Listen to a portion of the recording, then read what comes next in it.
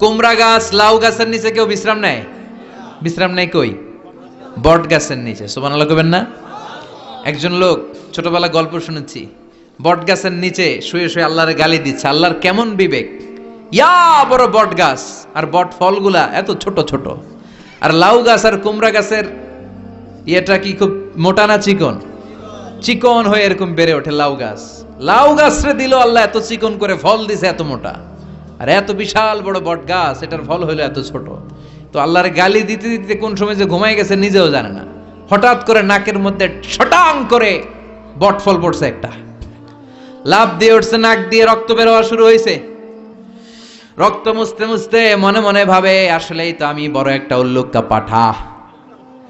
আজকে এই বট গাছের মধ্যে যদি লাউয়ের মতো ফল দিত, কুমড়ার মতো ফল দিত, আমার নাকের উপরে ওই লাউ আর কুমড়া পড়লে আমি থাকতাম না, আমি বিদায় হয়ে যেতাম, অক্কা পেয়ে যেতাম, ঠিক কিনা? যেখানে যেটা যেভাবে যতটুকু দরকার তার নাম, চিৎকার করে তার নাম। আবার এই দেশের প্রাণীগুলোর চামড়া যদি মোটা হতো, উলের পশম থাকতো আর কম্বলের মতো সেটিং করা থাকতো, এই দেশের বাঘ ভাল্লুক গুলার কষ্ট হতো। তাই এই দেশের বাঘ ভাল্লুক আর ওটের চামড়া পাতলা করেছে কে? সুবহানাল্লাহ কইবেন না? যার যখন যেটা যতটুকু দরকার তাকে তখন সেটা ততটুকু চাওয়ার আগে যিনি দেয় তার নাম আল্লাহ। বললেন আমি হলাম রব্বিল আলামিন, জগৎ সমূহের রব। আলাম মানে একটা জগৎ, আলামিন মানে অনেক জগৎ, মাল্টি ডাইমেনশনাল ইউনিভার্স। উদ্ভিদ জগতের রব তিনি, প্রাণী জগতের রব তিনি, সাগর জলের অতল গহ্বর জগতের রব তিনি, মহাকাশের জগতের রব তিনি, সৌর জগতের রব তিনি, অদৃশ্য জগতের রব তিনি। চিল্লায় বলেন ঠিক কি না? এজন্য আল্লাহ বললেন আলহামদুলিল্লাহি রাব্বিল আলামিন। যত জগৎ আছে সব জগতের রব আল্লাহর জন্য প্রশংসা। রাজি আছেন? আল্লাহ তুমি দয়ার সাগর, রহমানুর রহিম, তোমার দয়াই পূর্ণ আমার সারা নিশিদিন। সুবহানাল্লাহ পড়েন। আল্লাহ বলেন রাহমাতি ওয়াসিআত কুল্লা শাই, সব জায়গায় আমার রহমত বিস্তৃত। এমন কোন জায়গা নাই যেই জায়গায় আমি আল্লাহর রহমত নাই। আল্লাহর রহমত ছাড়া পৃথিবীতে কিছু হয় নাকি? এই যে আজকে বসে আছি, ওয়াজ শুনতেছি, কার রহমতে? কার দয়ায়? আল্লাহ বললেন এই রহমত, দয়ার, ভালোবাসারে আমি সৃষ্টি করার পরে 100 টুকরা করলাম। কয় টুকরা? 100 টুকরা করার পরে নিজের মধ্যে আমি 99 টুকরা দয়ার ভালোবাসা রেখে দিলাম। 1 টুকরা দয়া মায়া পৃথিবীর সবার মাঝে ঢেলে দিলাম। সাইয়েদনা আদম থেকে শুরু করে up to the day of judgement, কিয়ামত পর্যন্ত সবার মাঝে আল্লাহ রহমতের 1 টুকরা দিছে, ছিটে ফোঁটা। হুজুর পাইছে একটু, আমি পাইছি একটু, উনি পাইছে, উনি, সবাই মিলে আমরা 1 ফোঁটা ভাগে যোগে পাইছি দয়ার ভালোবাসা। সবাই মিলে 1 ভাগ ভালোবাসার, আর 99 ভাগ ভালোবাসা কার? ওনার ভালোবাসা বেশি না কম? 1 ভাগ ভালোবাসা আমরা পেয়ে পৃথিবীতে ভালোবাসার গানের শেষ নাই, ভালোবাসার মুভির শেষ নাই, ভালোবাসার উপন্যাসের শেষ নাই। আবার আইয়ুব বাচ্চু বলছে সব ভালো তুই একা বাসিস নে, একটু ভালোবাসিতে দিস মোরে। আছে না নাই? কত ভালোবাসা, চিন্তা করছেন? 1 ভাগ ভালোবাসা আমরা পেয়ে কত ভালোবাসার গান, নাটক, সিনেমা। তো 1 ভাগ ভালোবাসার ঠেলা যদি এমন হয়, যার মধ্যে তিনি 99 টুকরা ভালোবাসা রেখে দিয়েছেন, তার ভালোবাসাটা কত? 1 টুকরা ভালোবাসার নমুনা হিসেবে আমরা দেখি ছেলের জন্য বাবা জীবন দেয়, আছে না নাই? ছেলেরে অ্যাক্সিডেন্ট থেকে বাঁচাতে যে ছেলেটারে ধাক্কা মেরেছে, গাড়ি এসে বাবারে থেতলে ফেলেছে। বন্যার পানিতে মা ডুবে যায়, ছোট কন্যাটারে বালতির মধ্যে ধরে রেখেছে, পানি খেতে খেতে মা দুনিয়ায় নাই, মেয়েটা মরে নাই, আছে না নাই?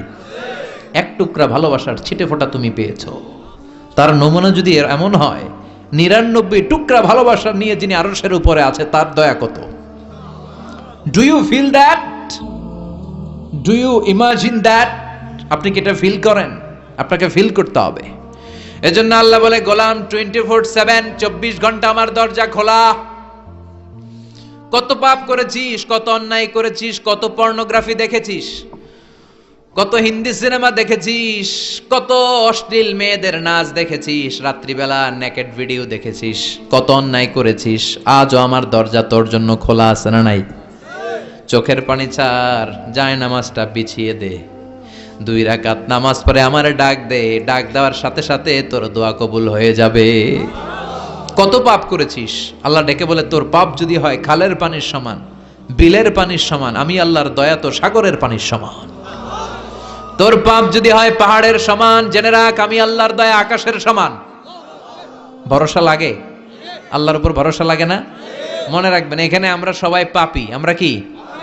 কুল্লুকুম খাত্তাউন খায়রুল খাত্তাইন আত-তাওয়াবুন। সবাই পাপী, কিন্তু সবচেয়ে ভালো পাপী ওই পাপী যেই পাপী পাপ করার পরেই তওবা করে। তওবা করতে রাজি আছেন তো? যত পাপ আপনার হোক টেনশন নাই, আমাদের ভরসা একজনের উপর। চিল্লায় বলেন তিনি কে?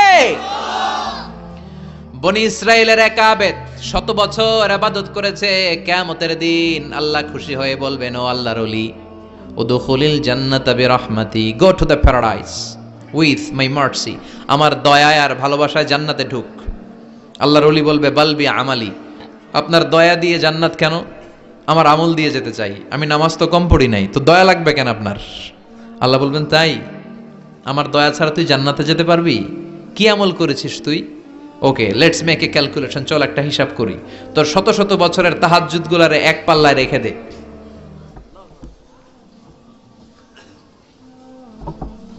Alright, got it.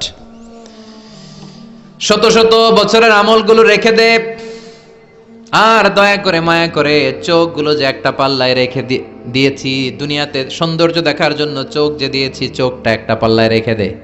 এক পাল্লায় 500 বছরের তাহাজ্জুদ, আরেক পাল্লায় কি?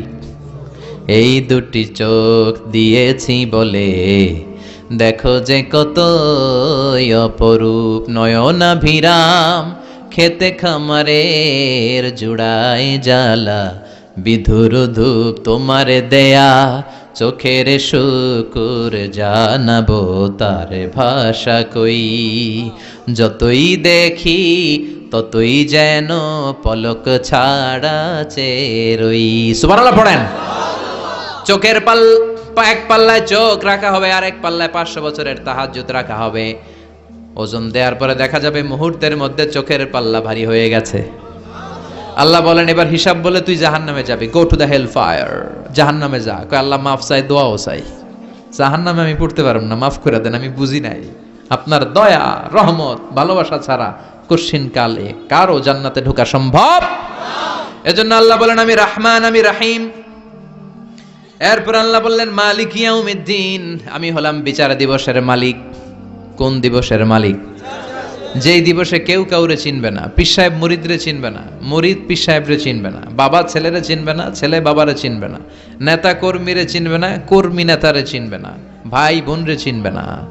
সূর্যটা মাথার কাছে চলে আসবে, সূর্যের তাপে মানুষের মাথার মগজগুলো গলে গলে নাকের ছিদ্র আর কানের ছিদ্র দিয়ে বেয়ে বেয়ে পড়বে। সবাই উলঙ্গ, নেকেড, সবার মুখে ইয়া নাফসি ইয়া নাফসি। সেই বিচার দিনের মালিক একজন, চিল্লায় বলেন তিনি কে?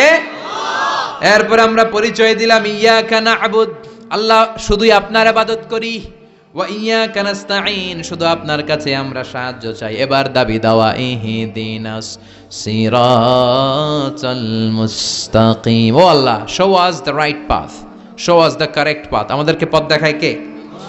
এরপর আল্লাহরে বললাম, আল্লাহ সিরাতাল্লাযীনা আন'আমতা আলাইহিম, ওই শ্রেণীর পথ দেখান যে শ্রেণীর উপরে আপনি নিয়ামত বর্ষণ করেছেন। এই শ্রেণী হলো 4 শ্রেণী। চিল্লায় বলেন কয় শ্রেণী?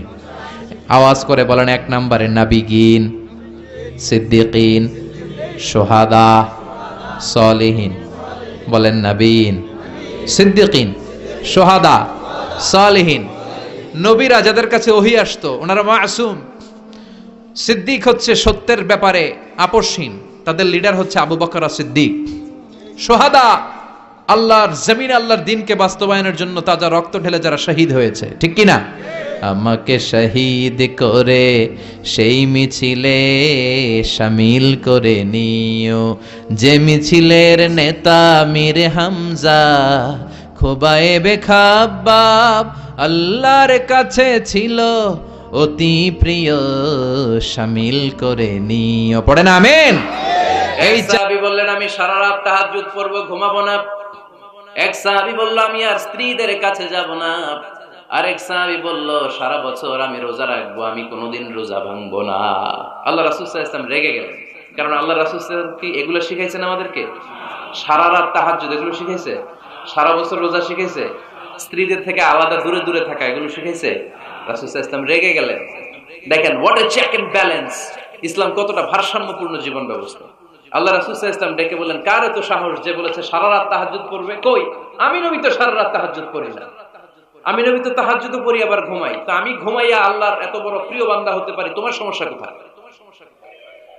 আমি নবী হয়ে 11 জন স্ত্রীর সাথে মেলামেশা করতে পারি, তোমার মিশতে সমস্যা কোথায়? আমি নবী রোজা রাখি, আবার মাঝে মাঝে রোজা রাখি না, দিনের বেলা খাই, এভাবে মানতে তোমার সমস্যা কোথায়? ইন্নী লা আখশাকুম লিল্লাহি ওয়া আতকাকুম লাহু, আমি নবী সবার চাইতে বেশি আল্লাহরে চিনি, আমার নবীর চাইতে আল্লাহরে বেশি কেউ চিনে? আরে নবী তো আমাদেরকে আল্লাহকে চিনিয়ে দিয়েছে, চিল্লায় বলেন ঠিক কি না? আমার নবীর চাইতে কেউ বেশি বুজুর্গ হতে পারবে না, আমার রাসূলের চাইতে কেউ বেশি আল্লাহ আল্লাহ হতে পারবে। তার মানে রাসূল যতটুকু শিখিয়েছে অতটুকুই শ্রেষ্ঠ। এটা টপকিয়ে এটার উপর দিয়ে অ্যাডভান্স হয়ে সামনে যাওয়া যাবে? বেশি বোঝা যাবে না। খবরদার, রাসূল যেটা শিখিয়েছেন অতটুকুর মধ্যে থাকতে হবে, তাহলে কল্যাণ আর বরকত দিবে কে? মাগরিবের ফরজ নামাজ কয় রাকাত? কয় রাকাত? ফরিদপুরের কেউ যদি বলে আমি অনেক বড় আল্লাহর ওলি, আমি 5 রাকাত পড়ব সওয়াব বেশির জন্য, হ্যাঁ কি কয় হবে না? 5 রাকাত তো, সেজদা কয়েকটা বেশি আছে এটার মধ্যে, রুকু কয়েকটা বেশি, কষ্টও বেশি, হবে? কথা কয় না হবে? রমাদানের 30 দিন রোজা রাখা ফরজ, আপনি যদি বলেন না রমজানে না রেখে এটা আমি শাবান জুলকাদ জুলহজ 3 মাস টানা 90 দিন রেখে দিব, বেশি রাখবো আমি, হবে? হবে? কারণ বেশি বুঝছে। কারণ কি?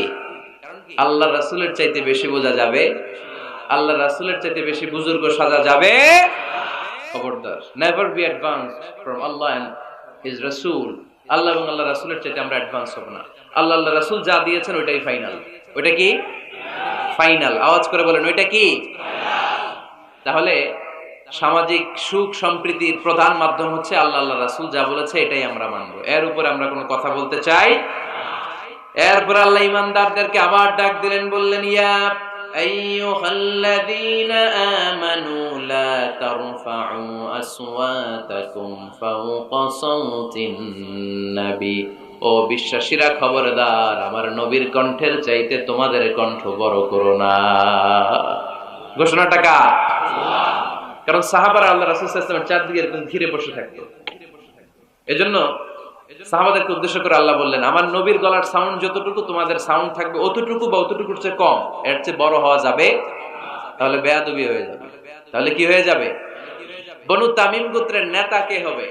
আল্লাহর হাবিব সাল্লাল্লাহু আলাইহি ওয়াসাল্লাম পরামর্শ করছিলেন। আবু বকর রাদিয়াল্লাহু তাআলা আনহু বললেন আমার মনে হয় এই লোকটা হইলে ভালো হয়। ওমর ফারুক বলেন না, উনি না, আমার মতে এই লোকটা হইলে ভালো। সাইয়েদনা আবু বকর বললেন আরে না ওমর, তুমি বুঝছো না, আমি যার কথা বলেছি সে হলে সবচেয়ে ভালো, তার মধ্যে নেতৃত্বের গুণ আছে।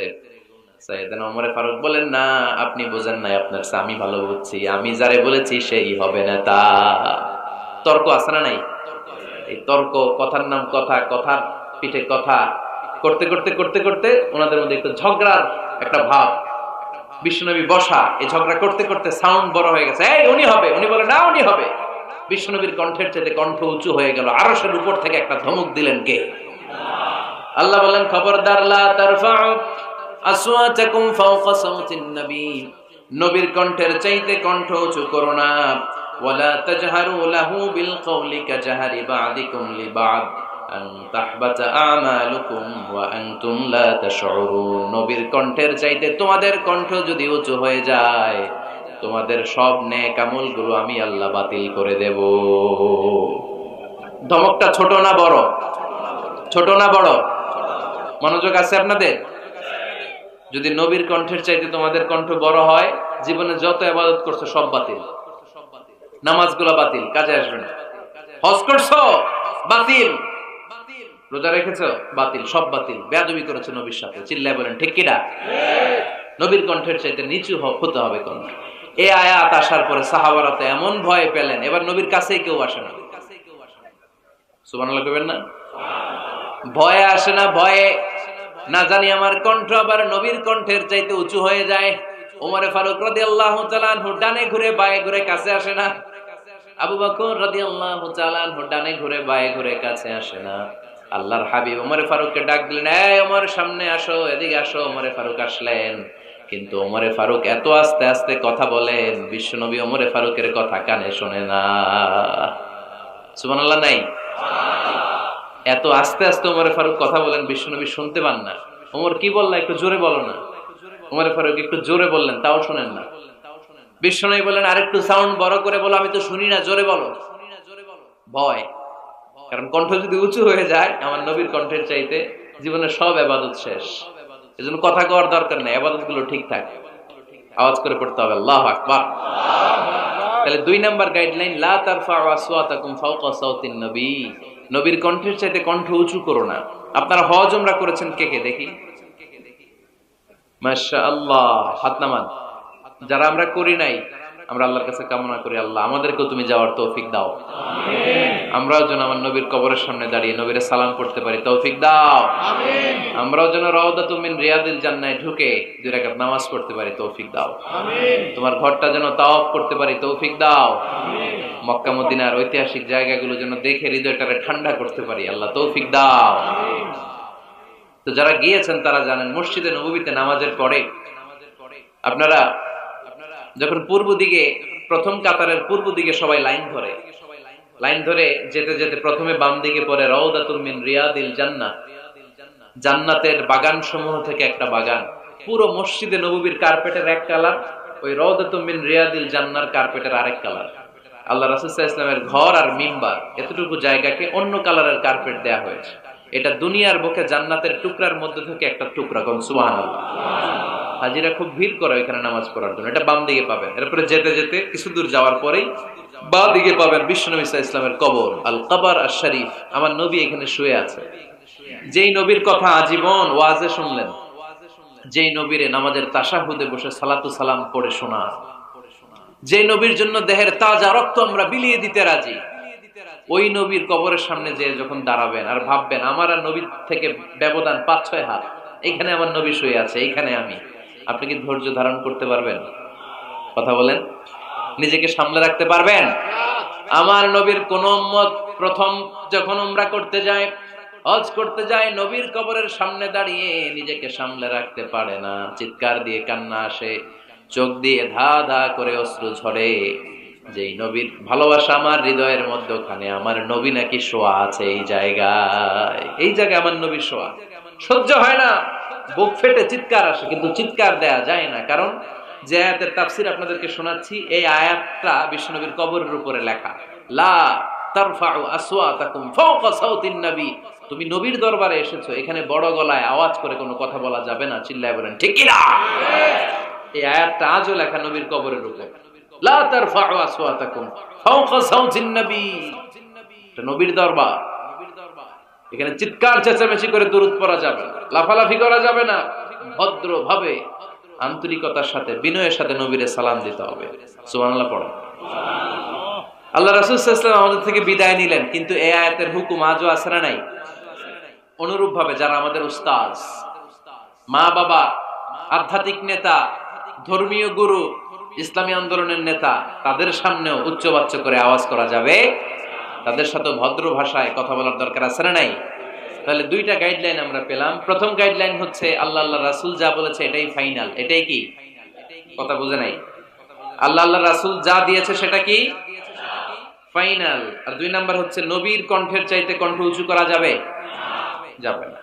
3 নম্বরে আল্লাহ মুমিনদেরকে আবার ডাক দিলেন, বললেন ইয়া আইয়ুহাল্লাযীনা আমানু ইন জাআকুম ফাসিকুম বিনাবাইন ফাতাবায়ানু, কেউ যদি তোমাদের কাছে কোনো সংবাদ নিয়ে আসে, সংবাদটা বিশ্বাস করার আগে যাচাই করে নাও। আদেশটা কার? জোরে বলেন। আমরা কিছু শুনলেই বিশ্বাস করি, এরকম আছে না নাই? যা শুনে তাই বিশ্বাস করে, এরকম করা যাবে? তো কি করবেন তাইলে? হ্যাঁ, কি করতে হবে? ঠিক না বেঠিক? হ্যাঁ, ঘটনাটা ঠিক না বেঠিক, এটা আমাদেরকে যাচাই করতে হবে। You have to justify the news, you have to verify the report, Whatever you found in social media or Facebook, don't share. Think twice before you share, man. Share করার আগে দুইবার ভাববেন যে শেয়ার করব কি করব না। একটা কিছু পাইলেই শেয়ার মাইরা দেয়। শেয়ার দিচ্ছে শেয়ার, তার বন্ধু দেয় শেয়ার, পুরা ফেসবুকের মধ্যে মারামারি আছে না নাই? আসলে এরকম কিছু ঘটেই নাই, আছে না নাই? খবরদার, আমরা খুব খুব বেশি পছন্দ করি এই রুমর, গুজব ছড়ানোর জন্য বাংলাদেশের পৃথিবীতে 1 নাম্বার। আমাদের চেয়ে কেউ বেশি গুজব ছড়াতে পারে। কিছুদিন আগে এরকম হইলো না যে লবণের দাম বেড়ে গেছে? হ্যাঁ, লবণ ছিল না তখন? কয় বস্তা? এক একজন 2 বস্তা করে। আপনি কয় বস্তা নিছেন? নেন নাই? তো এই যে দেখেন গুজবের কারণে আসলে লবণ পর্যাপ্ত। আরে আমগো দেশে লবণ থাকবে না, লবণ থাকবে কই? তো লবণের দেশের মানুষ, ঠিক কি না? পর্যাপ্ত পরিমাণ লবণ আছে। আমাদের যে লবণ মজুদ আছে, আমাদের দেশের চাহিদা মিটিয়ে পাশে ইন্ডিয়াতে বা মিয়ানমারও কিছু সাপ্লাই করা সম্ভব, এত লবণ আছে। আলহামদুলিল্লাহ পড়ে। তো এই যে লোকজন বেশি দাম দিয়ে লবণ কেন কিনলো? গুজব। আমরা কি গুজব মানবো? গুজব, এটারে আজকে আমরা নো বলে দিব। নো। কি বলবেন? এত আস্তে? গুজবকে আমরা কি বলবো? নো। গুজবে কান দিবেন না। প্রায় দেখবেন সোশ্যাল মিডিয়াতে অমুক নেতার গোপন ভিডিও ফাঁস। তো অমুক নেতার গোপন ভিডিও ফাঁস হয়েছে, আপনার কি সমস্যা? আপনার এত ভালো লাগে কেন? আপনার ভিডিও তো কয়দিন পরে ফাঁস হবে, তখন আপনি কি করবেন? এই সমস্ত আজে বাজে কাজে যাবেন না। অমুক নেতার কি ফাঁস হয়েছে, কি গোপন ভিডিও, কি স্ক্যান্ডাল, এগুলো নিয়ে কখনো মুমিনদের মাথা ব্যথা থাকতে পারে না। মুমিন চাইলে যে কোনো জিনিস শেয়ার দিতে পারে না। আপনি লা ইলাহা পড়েছেন, এই লা ইলাহা যেন তেন কোনো বাণী নয়। এই লা ইলাহার ঘোষণা দিয়ে যে মুমিন হয়, তার হাতগুলো আল্লাহর কাছে একেবারে সারেন্ডার, তার জিহ্বাটা সারেন্ডার, তার চোখগুলো সারেন্ডার, তার কানগুলো সারেন্ডার। সে চাইলেই মন যা চায় তা করতে পারে না, ঠিক কি না? আপনার কান দিয়ে যা শুনতে মন চায় শুনতে পারবেন? কেন পারেন না? কারণ আপনি মুমিন, ঠিক কি না? চোখ দিয়ে যা দেখতে মন চায় দেখা যায়। তাহলে ফাচাবাইয়ানু, নিউজ একটা শুনলেই আমরা শেয়ার দিব না ভাই। আমরা একটু চেক করব, ক্রস চেক, ডাবল চেক, নির্ভরযোগ্য তথ্যসূত্র তালাশ করব যে আসলে এই ঘটনাটা ঘটছে কিনা। 100% যখন আপনি confirm, then you may share in Facebook, that's not a big deal. দেন শেয়ার দেন, জনসচেতনতার জন্য শেয়ার দেন, সমস্যা নাই। কিন্তু না জেনে শেয়ার দেওয়া যাবে? কথা বলেন। আল্লাহ রাসূল সাল্লাল্লাহু আলাইহি ওয়াসাল্লামের জীবনে এরকম একটা ঘটনা ঘটেছিল।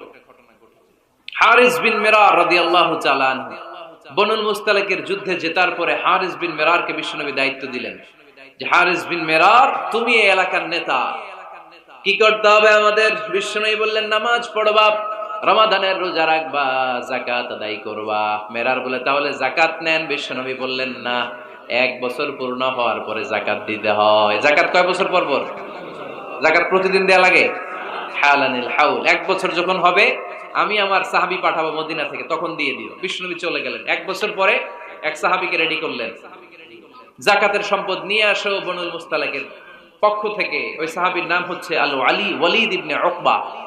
বিশ্বনবী ডেকে বললেন, ওয়ালিদ যাও, 1 বছর সময় অতিক্রান্ত হয়েছে, বনুল মুস্তালিকের লোকদের যত যাকাতের সম্পদ জমা হয়েছে নিয়ে আসো।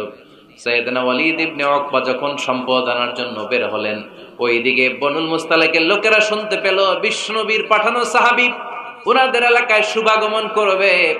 ওই সাহাবীকে লাল গাড়িচার সংবর্ধনা দেওয়ার জন্য সেনাবাহিনী সহ পুরো এলাকা থেকে সব সৈন্যবাহিনী সহ তারা মরুভূমির মধ্যে এসে দাঁড়িয়ে রয়েছে। সুবহানাল্লাহ পড়ে। নবীর সাহাবীর আগমন হবে, নবীর সাহাবীর শুভাগমন। উনি এসে আমাদের এলাকার যাকাতের টাকা কালেকশন করে নিয়ে যাবে, ওনাকে সংবর্ধনা দিব, বের হও। তলোয়ার নিয়ে, ঘোড়া নিয়ে, গার্ড দিয়ে আমরা দাঁড়িয়ে থাকি। তো মরুভূমিতে সবাই দাঁড়ায় আছে।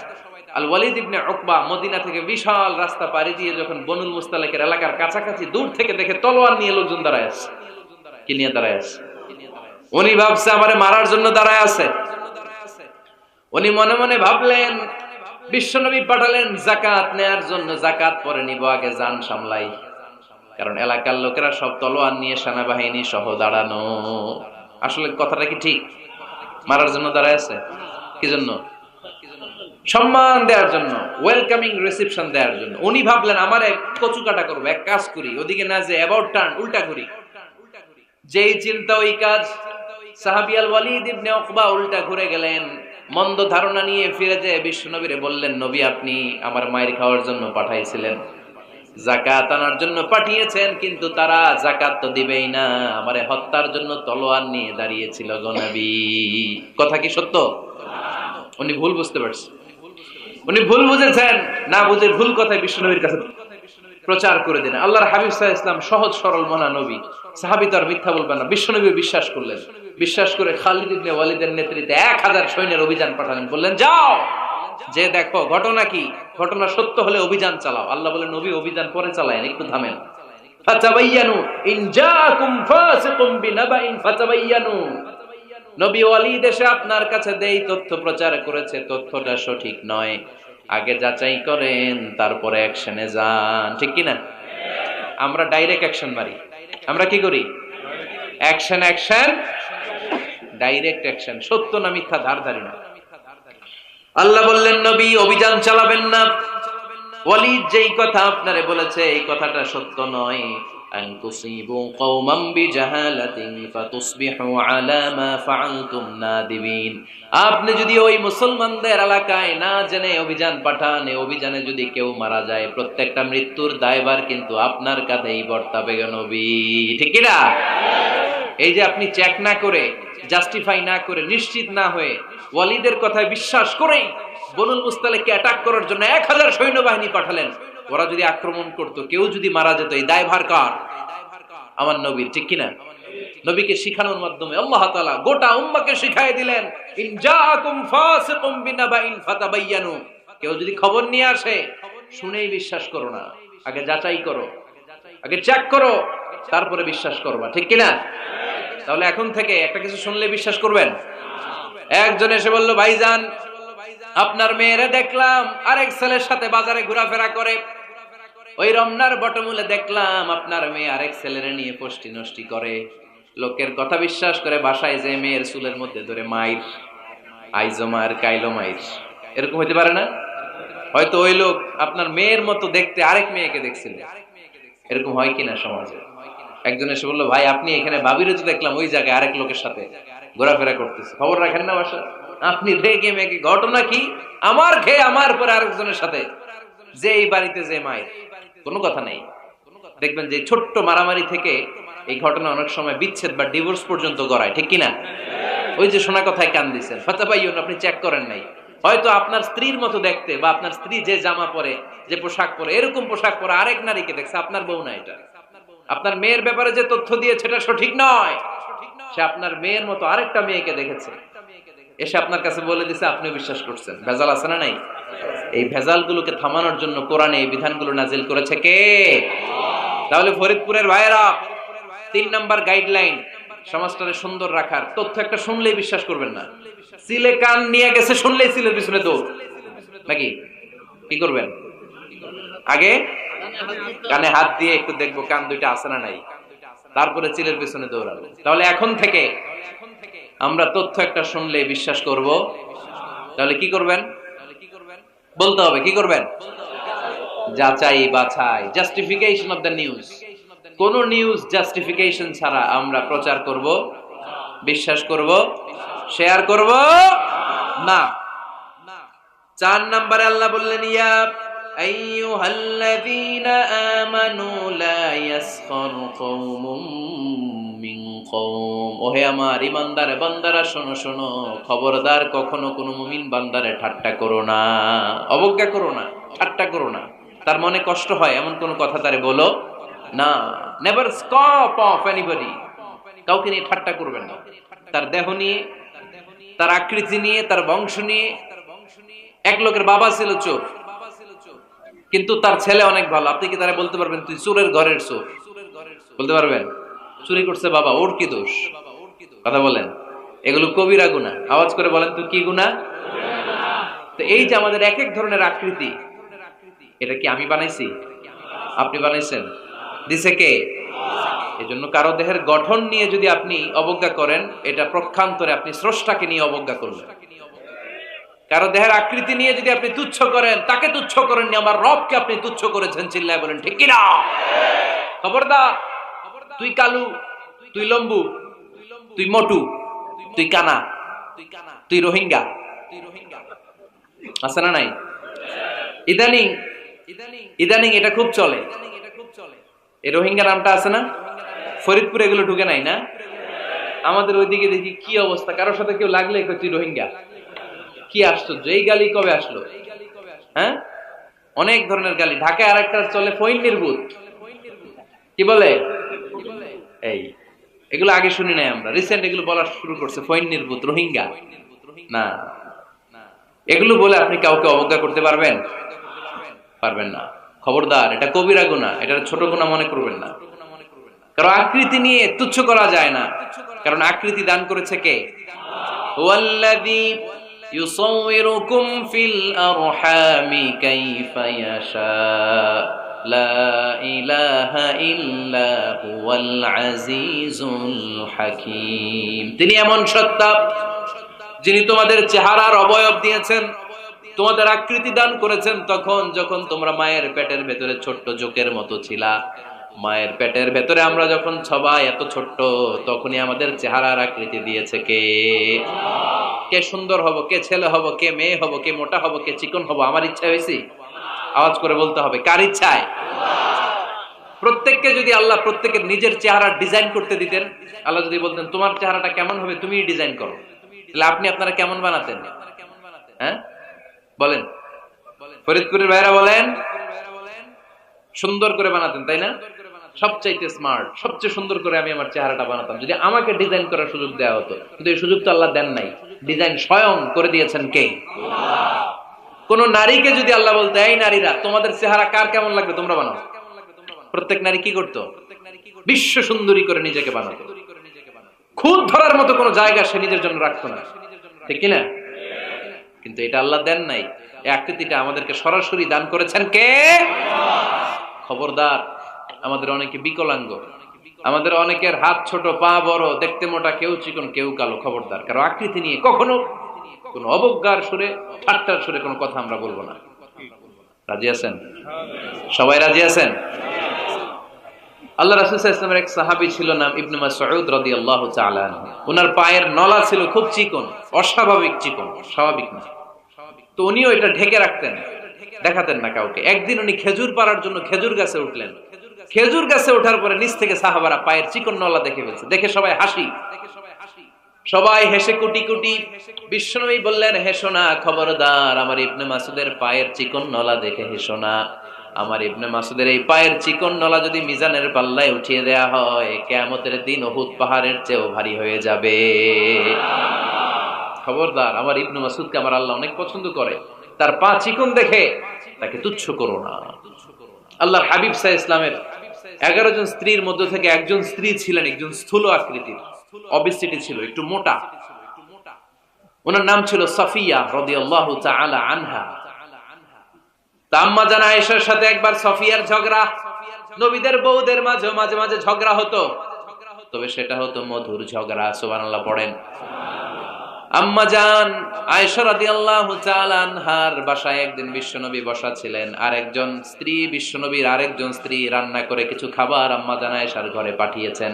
এক দাসী দিয়ে বলল, যাও এটা আয়েশার ঘরে দিয়ে আসো, কারণ নবী আয়েশার ঘরে। আম্মা জান আয়েশা রাদিয়াল্লাহু তাআলা আনহা বললেন, এগুলো কি? ওই দাসী বলে, তরকারি। কে দিছে? অমুক স্ত্রী। কেন দিয়েছে? আমি কি রান্না করতে পারি না? তোমরা রান্না তোমরা খাও। এই কথা বলে পাতিল সহ উড়ায় মারছে চেহারা। এর কারণ ওনারা মানুষ ছিলেন, মানবীয় ব্যাপারগুলো ওনাদের মধ্যেও কাজ করত। আবার এক স্ত্রী ঝোল দিয়ে রান্না করে কিছু খাবার নিয়ে এসেছে। আম্মা জান আয়েশা রেগে মেগে ওই ঝোল নিয়ে ওই স্ত্রীর গালের মধ্যে মেখে দিয়েছেন। বিশ্বনবীর আরেক বউয়ের গালের মধ্যে ওই ঝোল লাগাই দিছে। এবার ওই স্ত্রী বিশ্বনবীর কাছে যে বলে, ইয়া রাসূলুল্লাহ, দেখেন আয়েশারে আপনি বেশি আদর করেন তো, দেখেন কি করে আমাদের সাথে। এই যে আমাদের গালের মধ্যে ঝোল মাখাই একবার মেকআপ বানাই দিচ্ছে। বিশ্বনবী সাল্লাল্লাহু আলাইহি ওয়াসাল্লাম বললেন, তাই? আয়েশাকে ডাকো। আম্মা জান আয়েশা রাদিয়াল্লাহু তাআলা আনহা আসলেন। আল্লাহ রাসূল সাল্লাল্লাহু আলাইহি ওয়াসাল্লাম বললেন, তুমি কি আমার এই স্ত্রীর সাথে এমন আচরণ করেছো? আম্মা জান আয়েশা বললেন, করেছি। কেন? আম্মা জান আয়েশা বললেন, তখন মেজাজটা গরম ছিল, এখন বুঝতে পারতেছি আসলে এই কাজটা করা ঠিক হয় নাই। এবার বিশ্বনবী বিচার করবেন। বিশ্বনবী বললেন, আল কিসাস, যেমন করা হয়েছে বিচার হবে তেমন। তোমার গালে যেমনি ঝোল লাগাই দিয়েছে, তুমি একটু ঝোল নিয়ে আয়েশার গালে লাগাই দাও। সুবহানাল্লাহ পড়বেন না?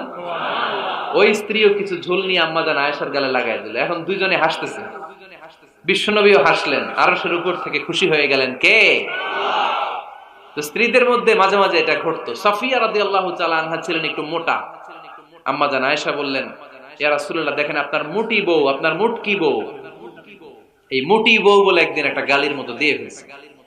আল্লাহ রাসূল সাল্লাল্লাহু আলাইহি ওয়াসাল্লাম রেগে গেলেন, বললেন, আয়েশা এটা কেমন কথা তুমি বললা মোটি? আমার সাফিয়ারে তুমি মোটি বলে গালি দিলা রে আয়েশা। ইয়া আয়েশা লাকাদ কুলতি লা কালিমা লাউ মুসিজাত বিমাইল বাহরি লামাজাজাতহু। এমন একটা মন্তব্য তুমি সাফিয়ার ব্যাপারে করে ফেলেছো রে আয়েশা, এই কথাটা যদি সাগরের নীল পানির মধ্যে ছেড়ে দেয়া হয়, এই কথার পঙ্কিলতার কারণে, এই কথার কর্দমাক্ততার কারণে, এই কথার পঙ্কিলতার কারণে সাগরের সব পানিগুলো মুহূর্তের মধ্যে কালো হয়ে যাবে। এই কথাটা সাগরে ফেলে দিলে সাগরের নীল পানি পুরোটা কালো হয়ে যাবে। আয়েশা, খবরদার, কাউকে তুচ্ছ করে অবজ্ঞা করে কখনো কিছু বলা যাবে না। এই জিহ্বাটা এটা ভয়ঙ্কর একটা অঙ্গ। বেশিরভাগ পাপ এই জিহ্বা দিয়ে হয়। কি দিয়ে হয়? এজন্য সাহাবারা জিহ্বা ধরে মাঝে মাঝে জিহ্বার মধ্যে ব্যাট মারতেন আর বলতেন, জিহ্বা তোর জন্য আমি আটকে যাব কিয়ামতের দিন। আমলিক আলাইকা লিসানাক, নিজের জিহ্বার মালিক নিজে হন। আপনার জিহ্বার মালিক যেন শয়তান না হয়ে যায়। জিহ্বা আপনার, শয়তানের ভাষায় আপনি কথা বলেন কেন? খবরদার, প্রতিটা কমেন্ট, প্রতিটা কথা, প্রতিটা মন্তব্য, এগুলোর ব্যাপারে কিয়ামতের দিন পাই টু পাই করে আপনার কাছে আল্লাহর সুপ্রিম কোর্টের কাঠগড়ায় দাঁড় করিয়ে আপনারা জিজ্ঞেস করবে কে? এজন্য বিশ্বনবী বলছেন, মাইয়াদমানলি মা বাইনা লিহইয়াইহি ওয়া মা বাইনা রিজলাইহি আদমান লাহুল জান্নাহ। আমার কোন উম্মত যদি দুইটা অঙ্গের গ্যারান্টি আমারে দেয়, আমি আমার উম্মতকে জান্নাতের গ্যারান্টি দেব। দুইটা অঙ্গের, একটা হলো জিহ্বা আর একটা লজ্জাস্থান। দুই চোয়ালের মাঝে যা থাকে লিজ্জা, জিহ্বা, আর দুই পায়ের মাঝখানে যা থাকে লজ্জাস্থান। এই দুইটা অঙ্গের গ্যারান্টি যদি বিশ্বনবীকে আপনি দেন যে নবী, জিহ্বা আর লজ্জাস্থান এই দুইটা অঙ্গের কোনো পাপ আমি করব না, নবী বলে আমি দুনিয়ায় তোমার জান্নাতের গ্যারান্টি দিলাম। এজন্য জিহ্বাটারে সামলান, যা মনে চায় বললেন না। খবর আছে না নাই? খবর আছে। মা ইয়ালফিযু মিন কাওলিন ইল্লা লাদাইহি রাকীবুন আতীদ। যা মুখ দিয়ে বের হয় লিখে রাখার জন্য দুইজন ফেরেশতা রেডি করে রেখেছে কে? চিল্লায় বলেন। আমরা বেঁচে থাকবো ততদিন থাকবে আমাদের কাঁধে, আমরা মরে যাবো এই ফেরেশতারা উড়াল দিবে, ঠিক কি না?